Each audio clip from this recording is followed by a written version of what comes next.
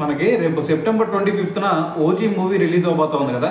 అయితే మరి దీనికి సంబంధించి రెండు తెలుగు రాష్ట్రాల్లో, అటువైపు ఆంధ్రప్రదేశ్లో తెలంగాణలో రెండిట్లో కూడా ప్రీమియర్ షోలకి అనుమతి ఇచ్చారు. దాని తర్వాత టికెట్ రేట్లు కూడా పెంచుకోవచ్చు అని చెప్పేసి కూడా పర్మిషన్ ఇచ్చారు కదా. అయితే ఇప్పుడు దీని గురించే మరి మాజీ మంత్రి అయినటువంటి అంబటి రాంబాబు గారు అయితే రియాక్ట్ అవ్వడం జరిగిందనమాట. అయితే ఆయన ఏమంటున్నారు అంటే, ఇక్కడ పవన్ కళ్యాణ్ గారు ప్రస్తుతం చూసుకుంటే డిప్యూటీ సీఎంగా ఉన్నారు కదా. మరి ఈ డిప్యూటీ సీఎం సినిమాలో యాక్ట్ చేస్తే ఆ టికెట్ రేట్లు ఎంత కావాలంటే అంత పెంచుకోవచ్చా? మరి ఈ పెంచుకోవడం వల్ల మరి ప్రజలందరినీ దోచుకున్నట్టే కదా.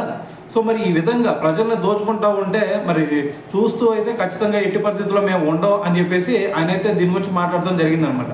సో ఇంకో విషయం ఆయన చెప్తుంది ఏంటంటే, ఇదే పవన్ కళ్యాణ్ గారు క్యాబినెట్ మంత్రుల సమావేశంలో చూసుకుంటేనేమో ఆయన కనిపించరు క్యాబినెట్ మీటింగ్లో.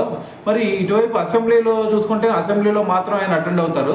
మరి దీని వెనకమాల ఉన్నటువంటి మరం ఏంది అని చెప్పేసి ఇప్పుడు పవన్ కళ్యాణ్ గారిని ఉద్దేశించి కొంచెం ఎద్దేవా చేశారనే చెప్పాలి.